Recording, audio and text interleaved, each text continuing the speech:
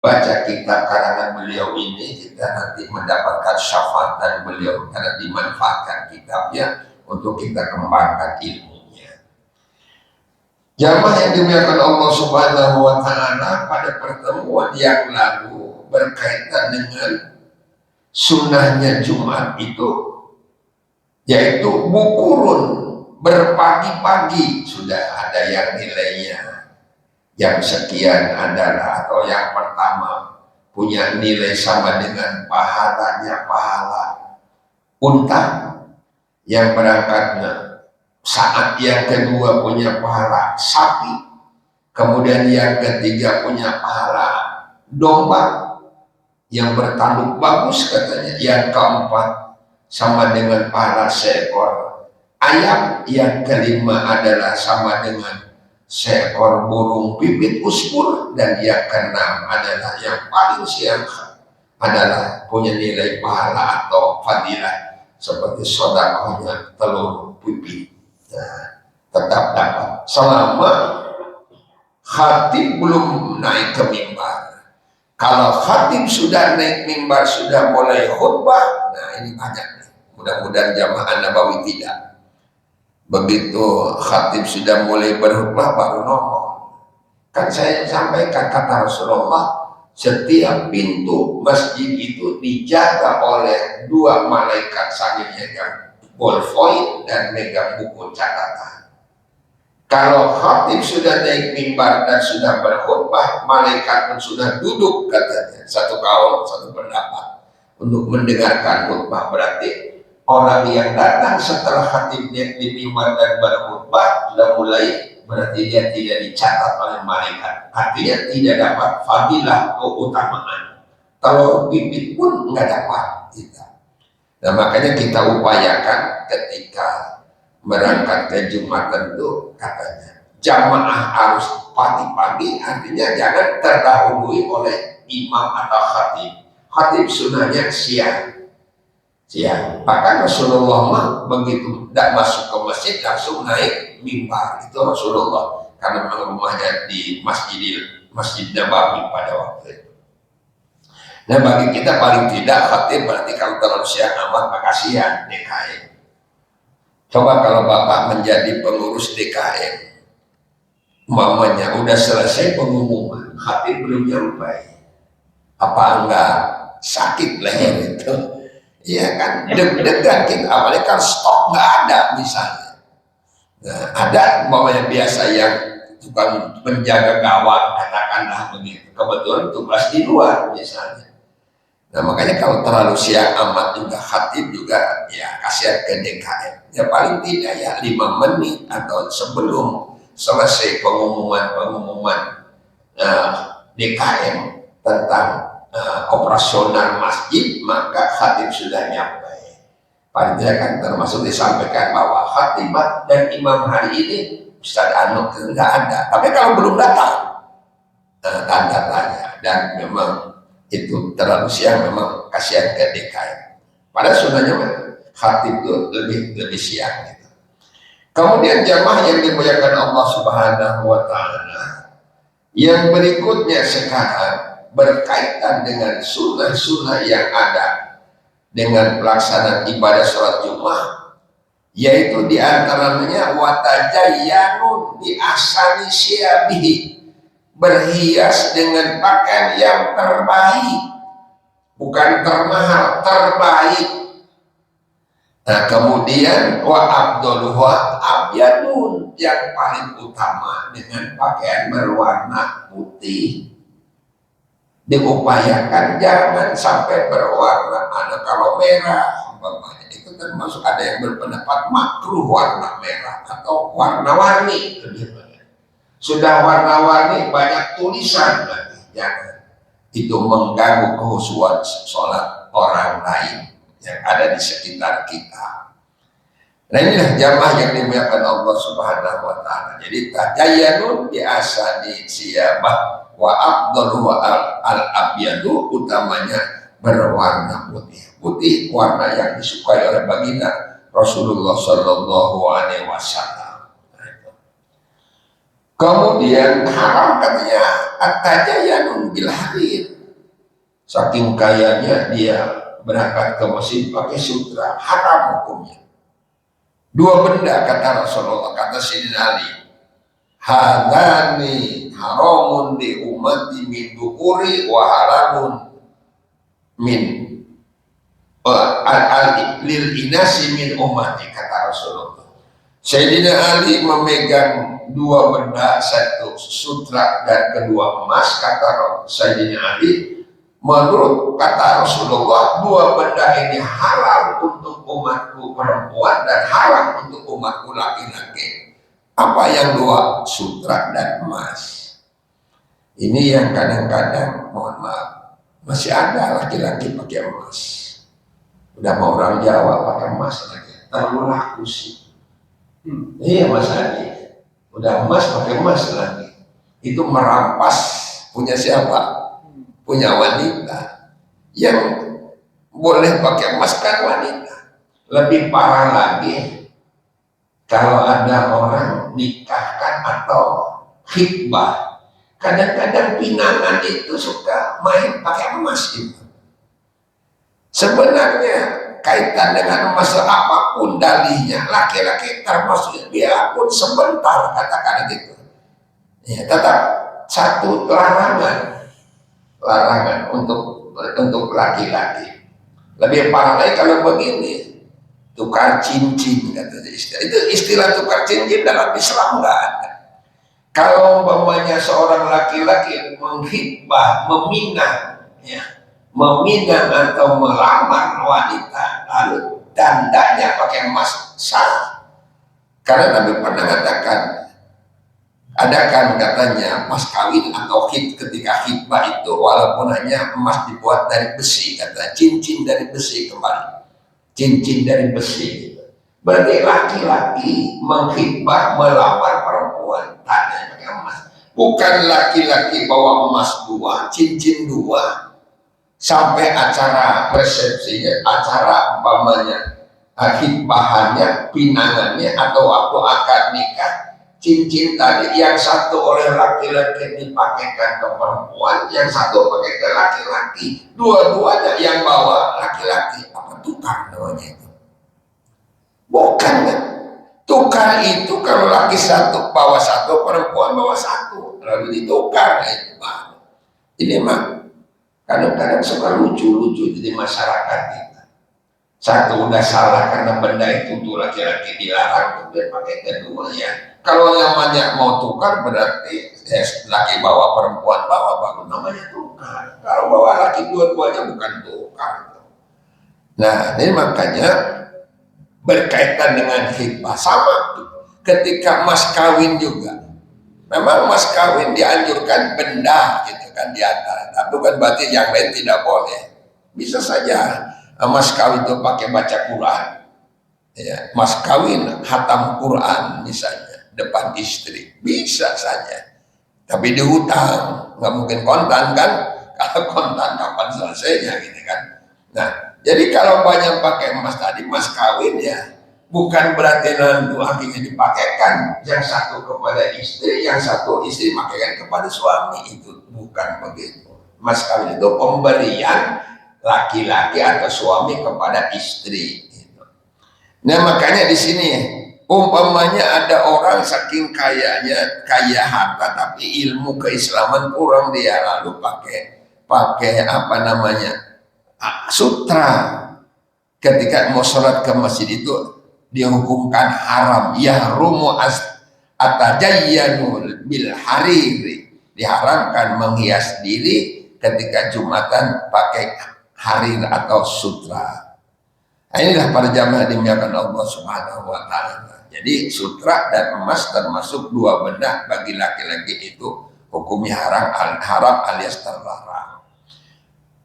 Kemudian lama aqaluhu minhu, tidak haram itu kita kalau atau bila kadar sutranya katanya lebih kecil atau lebih sedikit. Kan kadang-kadang ada sarung ya, sarung suka dihias dengan sutra, ada kan sedikit itu mah enggak apa-apa itu sedikit. katanya kadarnya dibandingkan dengan tenunnya, banyak-banyakan tenun sutra mah sekedar hiasan saja, tidak mengapa. Tapi kalau mutlak itu dia kain sutra, maka itu yahrum alias diharamkan. Para jamaah yang dimuliakan Allah, yahilul hariru liqitalil illam yajid ghairahu, dihalalkan alias dibolehkan untuk berperang memakai kain sutra bila tiada yang lain. Iya, berperang. Jadi ketika berperang umpamanya dia pakai sutra, dia dibolehkan. Bukan berarti berlebihan. Kalau tidak ada yang lain ya sudah barang tentu. Kalau ada yang lain ngapain mau berperang pakai sutra gitu, pakai kain sutra atau pakai baju sutra. Kalau ada, kalau tidak ada ya dibolehkan. Kemudian wa yahilu minhu hatta lirajulin khaytus samhati, juga halal alias boleh sutra tersebut hingga bagi lelaki, yaitu mengenakan sutra sebagai tali tasbih. Nah, kalau sekedar tali tasbih, sutranya itu dibolehkan.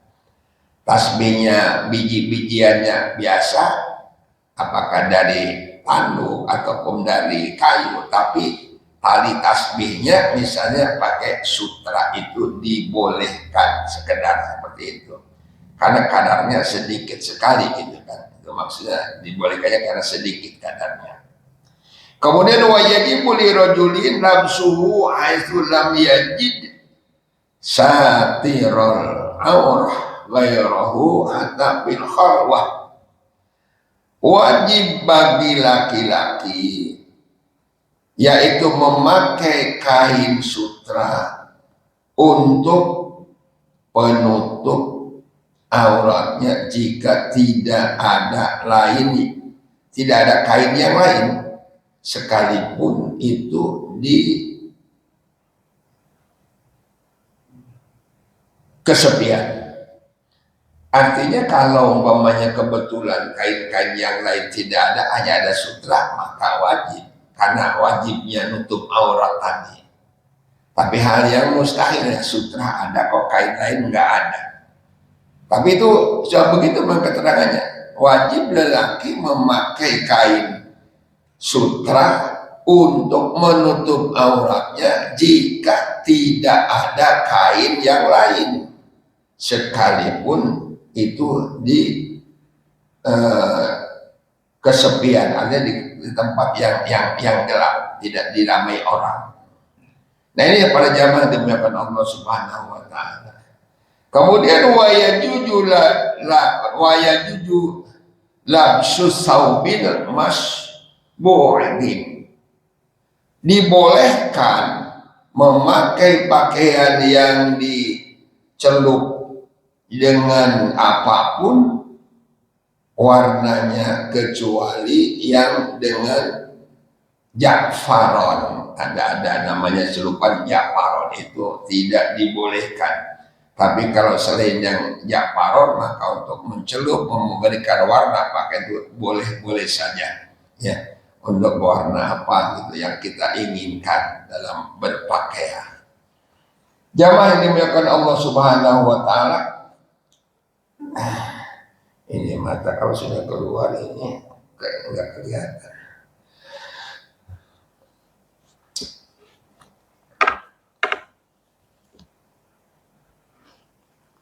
Kertasnya kuning, mata udah keluar, ini lendirnya.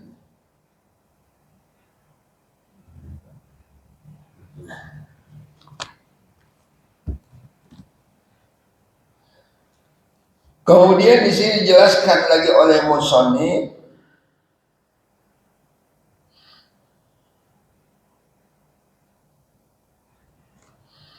wa yahilu ma'al karohati isti'malul aji fir ra'si wal lihyah. halal namun makruh, halal atau boleh namun makruh. Apa itu? Memakai gading gajah yang tidak basah di atas kepala dan pada jenggot. Menggantungkan gading gajah ya, yang tidak basah atau yang sudah kering berarti. Nah, kemudian digantungkan pada jenggot katanya. Membuat penerangan lampu dengan benda bernajis yang bukan mughaladhah itu dibolehkan ya, makanya termasuk tadi gading gajah umumnya ini kan perhiasan, kalau kering itu dibolehkan. Tapi kalau yang dari najis mughaladhah dari anjing dan babi maka itu tetap tidak dibolehkan para jamaah. Wa yukrahu walau li imra'atin tadyinun ghairil ka'bati kamashhadin sholihin bi ghairi haririn wa yahrumu bihi. Makruh dibenci oleh syar'i sekalipun bagi wanita, yaitu menghiasi berhias selain Ka'bah, misalnya yaitu makom ya, orang soleh dengan kain bukan sutra. Kalau dengan sutra maka hukumnya haram. Jadi kuburan dihiasi dengan kain. Kecuali kalau ulama, hanya para wali-wali Allah itu dibolehkan. Kalau kuburan biasa dihias-hias itu alat masuk dilarang, tidak boleh. Bahkan kalau pakai sutra itu hukumnya haram. Sekarang kalau tadi menghias tadi biasanya ya termasuk menghias kuburan, di mana merapi-rapikan kuburan itu dilarang sebenarnya. Kuburan itu hanya Islam menganjurkan hanya berikan tanda satu batu atau satu nisan segitu aja di tekas kepala itu aja anjurannya. Jadi kalau dibawa di keramik bagus-bagus sampai habis berapa juta kan itu dilarang sebenarnya. Ya, satu kenapa dilarangnya? Pertama ya kalau banyak dibolehkan seperti itu, cepat atau lambat kan kuburan akan penuh. Kalau udah penuh, sedang penyambungannya pada di keramik semua, lebih parah lagi sudah di keramik ukurannya dilebarkan misalnya. Ini kan hal yang sangat bertentangan dengan syariat dalam Islam ya. Nah, itu makanya kenapa? Karena ini kan tanah-tanah umum, tanah wakaf kan. Orang pun mau menggunakan, semuanya sudah rapi umpamanya di keramik kan. Sekian ratus tahun yang akan datang, orang mau dikubur di mana lagi? Tapi kalau banyak nggak demikian kan bisa saja nanti ditimpakan lagi di situ ya, di yang bekas-bekas yang sekian ribu sekian tahun yang lalu misalnya kan boleh saja itu. Kalau tanah yang untuk yang longgar yang kosong tidak ada lagi.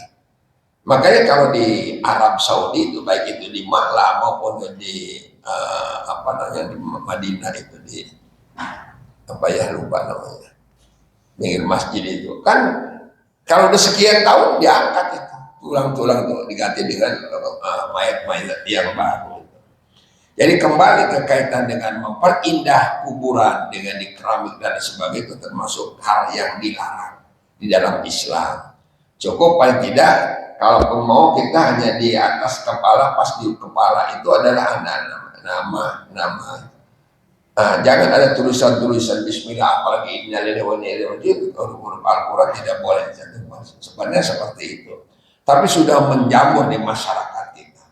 Sudah sulit untuk mencegahnya. Padahal itu bukan tanah pribadi. Di tanah pribadi makruh, tanah umum diharamkan, alias dilarang. Lebih parah lagi tadi dia dilebarkan, merasa masih longgar lebarkan. Di keramik lagi di sekitarnya kan supaya untuk mempermudahkannya kalau ziarah. Padahal tanah orang, tanah umum kita bacakan, maka ini tidak dibolehkan pada jemaah. Kembali ke kaitan tadi berarti menghias kuburan tadi kan suka ada kuburan tertentu yang dihias, umpamanya dikasih keramik yang indah, kemudian dikasih kain dan supaya itu dilarang, kecuali katanya orang-orang tertentu karena dijaga kehormatannya karena dia seorang ulama kayak kita kata seperti kuburan-kuburan para wali-wali Allah Subhanahu wa taala termasuk kuburan Rasul dijaga betul-betul supaya tidak ada yang mengganggu atau merusaknya. Kemudian yang berikutnya ada lagi ungkapan hukum kaitan dengan ini. Wa yukrahu walau ili imro'atin tahyinun ghairil ka'bati kama sadin solihin. Nah, tadi yang berkaitan dengan walaupun wanita katanya. Ya, tetap dimakruhkan. Kaitan apa tadi? Kaitan dengan menghias selain Ka'bah, misalnya makam tadi yang orang-orang yang soleh dengan kain bukan sutra. Kalau dengan sutra maka hukumnya haram. Nah ini berarti kalau haram nih, kalau bagi mayat mah nggak ada pengaruhnya. Haram itu kepada kita yang berbuat. Mayat mah mau dihias kuburannya, mau semak-semak ya biasa-biasa saja, nggak ada faedahnya sama sekali. Tapi hanya kepada kita, kan hukum ini bukan orang untuk yang mati, untuk kita yang hidup. Kemudian wa ta'ammamun li khabarin innallaha malaikatu yusholluna ala ashabil ini yaumal jumu'ati. Sunnah memakai sorban berdasarkan sebuah hadis Rasulullah, sesungguhnya Allah dan malaikatnya atau malaikat Allah membacakan sholawat kepada para pemakai sorban di hari Jumat. Memakai sorban hari Jumat itu hukumnya sunnah. Ya. Tidak disebutkan apakah dia sudah haji umrah, tidak. Pakai sorban, ada sorban imamah, ada udang-udang gitu. Beda-beda itu. Nah ini kalau kaitan dengan ibadi sorban, ada lagi itu imamah yang katanya sih diudangkan itu berbeda, itu sunnah. Ya. Ya. Sorban juga ini ada tiga macam.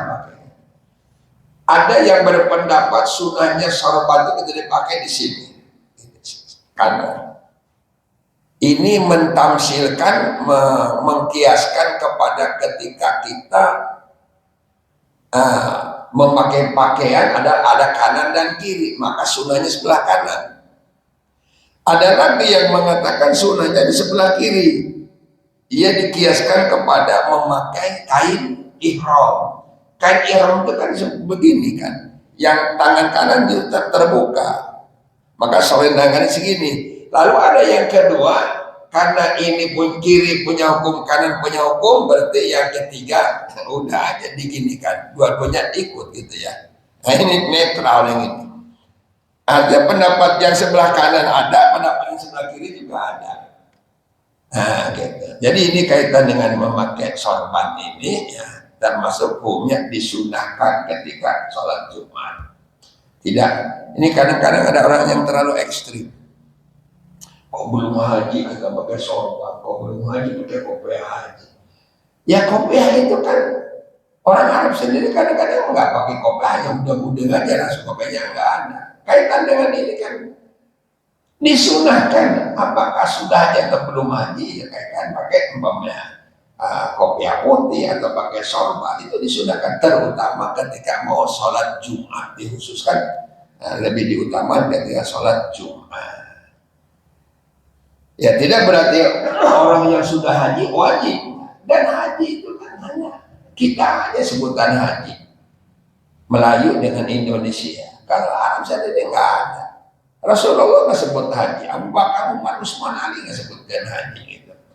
Ya maka itu adalah titel atau panggilan bahwa kita sudah diampunkan dosa oleh Allah Subhanahu wa taala karena sudah melaksanakan ibadah haji ke tanah suci tadi. Makanya ya celak sekali kalau orang sudah pakai haji tapi masih duduk di meja judi misalnya, kan itu kan pembunuhan karakter umat Islam itu. Makanya dengan haji makruh atau tidaknya haji itu dilihat perbuatan setelah ibadah haji. Jadi ta'amumun tadi memakai sorban tadi berarti disunahkan sesuai dengan hadis Nabi.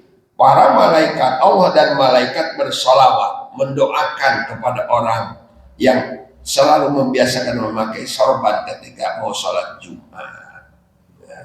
Jadi tidak salah ya, jangan tak malu-malu kalau pakai sorban walaupun belum ibadah haji, karena bukan mutlak orang haji harus pakai sorban. Semua ibadah Jumat itu disunahkan.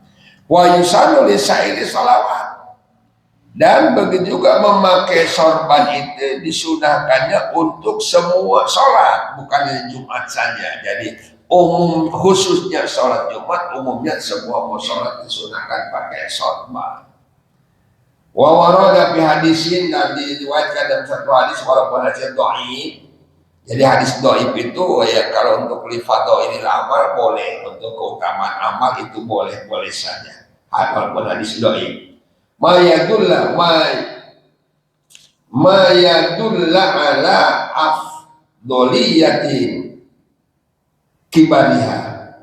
Jadi sini dikatakan walaupun hadis dhaif tadi katanya sebutlah fadilah membesarkan sorban. Nah ini sorban yang dimaksud di sini sorban yang udang-udang itu, membesarkan itu katanya itu lebih utama katanya. Walaupun itu hadisnya doi, makanya kalau orang-orang Yaman itu kalau membesarkan itu udang-udangnya itu kan segede ban Vespa itu kan itu karena ada hadis walaupun doi itu mengutamakan katanya. Nah itu maka sorban seperti itu. Kemudian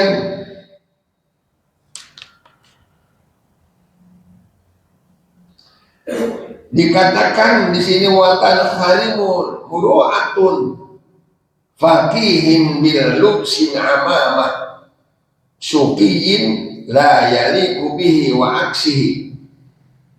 Muru'ah atau peradaban yang baik. Muru'ah itu peradaban yang baik seorang ahli agama Islam hilang lantaran mengenakan sorban, pasaran yang tidak patut baginya, dan muru'ah tertambah kalau memakainya yang sesuai dengan dirinya. Artinya kehormatan, atau muru'ah itu kehormatan. Kalau orang umpamanya dia seorang ahli agama memakai pakaian yang rapi tadi, itu muru'ah luar biasa, nambah derajat, nambah apa, wibawa gitu. Dan termasuk celak dia seorang tokoh agama atau ahli agama dia melepaskan itu. Artinya pakaian itu bagi ahli-ahli agama termasuk muru'ah yang sangat diperlukan.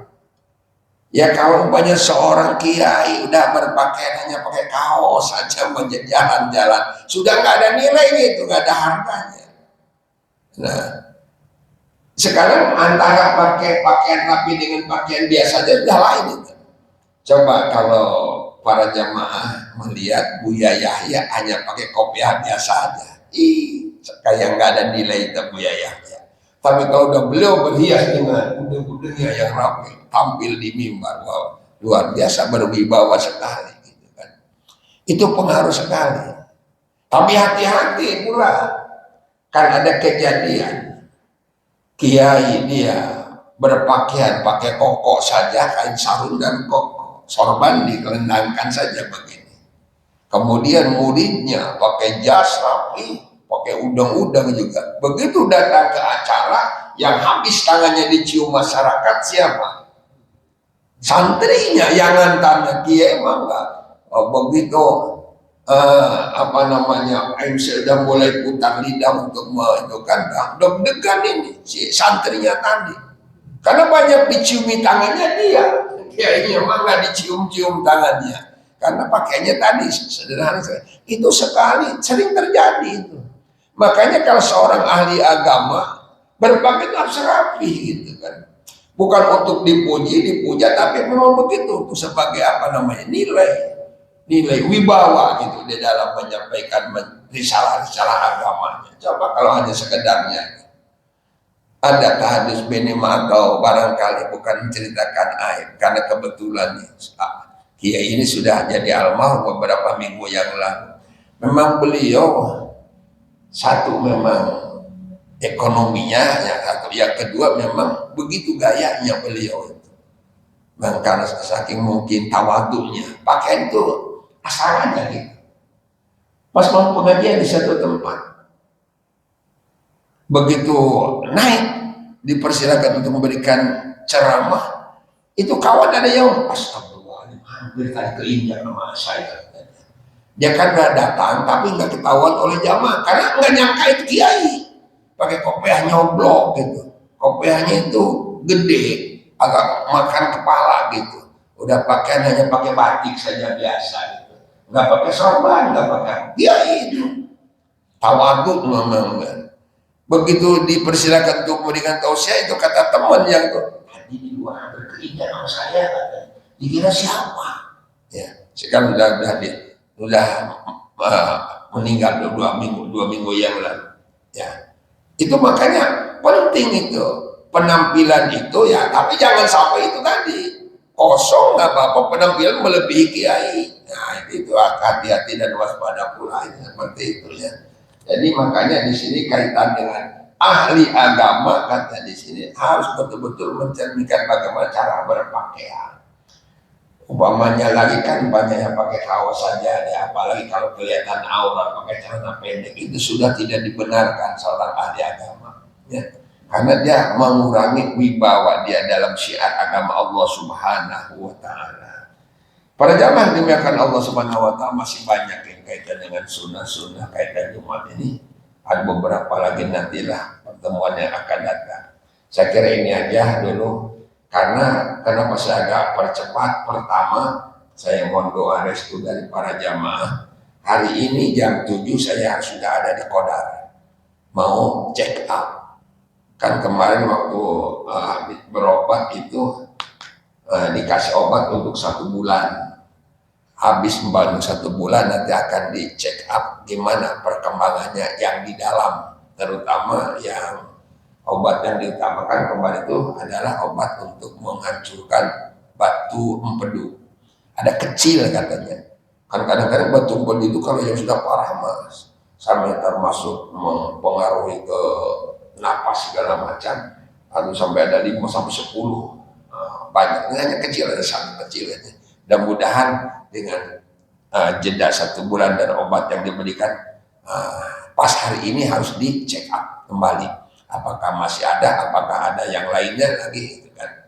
Makanya mohon doa restu dari para jamaah, mudah-mudahan begitu di check up, dikontrol apakah apa yang alat yang mau dipakai mengecek tentang kesehatan saya, mudah-mudahan begitu dipasang normal semua, mudah-mudahan. Saya boleh cerita tadi batu empedu, kata dokter kalau memang terasa sakit dan tidak hancur, mau tidak mau, terakhir kata dia di operasi. Wah udah sudah merinding saya udah mendengar cerita operasi itu. Biarpun kata orang operasi sekarang pak ringan katanya kan, laser dan sebagainya. Ya sekalipun apa tetap banyak sudah cerita operasi mah ya ngeri juga gitu kan. Nah, gitu kan. Nah, jadi mudah-mudahan saja karena kata dokter kecil, dan mudah-mudahan kalau tidak terasa biarpun ada batunya nggak perlu operasi katanya gitu. Sampai hari ini memang kalau lagi tenang nggak ada terasa apa, biasa-biasa saja gitu kan. Hanya tetap kalau belum ada kejelasan di dokter makan minum tetap selalu rasa terbatas. Kan hobi diantaranya makan. Kalau makan nggak ada sambal dengan lalap, rasa ke Mekah nggak mampir ke Madinah, rasa nggak itu. Tapi kalau udah ada lalap, ada sambal, sayur asam, nah udah itu kan udah pokoknya mertua lewat kagak kelihatan gitu kan. Nah, makanya hari ini jam 7 langsung saya ke rumah sakit antara oleh anak ya. Ini bahkan udah puasa ini, anjurannya gitu dari jam 9 tadi malam puasanya. Makanya dia yang kasih ulah jangan kasih air saya.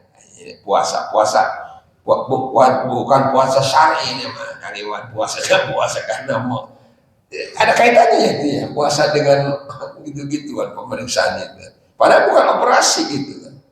Nah, bukan operasi. Yang kemarin pun pertama juga mau di WSG itu puasa dulu. Hanya waktu itu hanya 6 jam. Ini dari jam 9 batasnya berapa jam. Kalau umpamanya kenanya diperiksa saat jam 9 apa lama juga gitu kan, nggak boleh kita makan minum gitu, seolah-olah puasa. Inilah barangkali jamaah yang dimuliakan Allah Subhanahu wa taala kaitan dengan persiapan saya hari ini, ya, makanya saya habis selesai sholat al-isyraq langsung saya OTW, mudah-mudahan sampai ke rumah setengah 7 jam 7 baru siap-siap mau ke Kodar. Mudah-mudahan doa dari para jamaah Allah kabulkan dan sehingga bersih, tidak ada apa-apa. Sudah ingin diberikan kemampuan untuk melanjutkan tugas dakwah. Ini sementara kan tadinya prediksi pertama ada paru-paru, tapi ketika terakhir kemarin sebelum pulang paru-paru sudah dianggap bersih, kata jantung bagus, ginjal bagus, katanya hanya empedu doang katanya gitu. Satu detik ya cek dokter Asep yang empedu, nah ada batunya detiknya gitu. Mudah-mudahan aja tidak ada apa-apa lagi. Saya kira gitu. Kemudian yang berkaitan tadi dengan ajakan untuk berinfak atau berwakaf, enggak, dipersilakan. Tidak usah merasa malu, hanya sedikit, enggak, karena walaupun bagaimana ini adalah invest kita untuk akhirat. Saya kira inilah. Ada yang mau tanya dulu sebelum saya melepaskan ini mic? Kalau ada yang mau ditanyakan, maka dipersilakan. Ini Pak Yai. Ya, maka.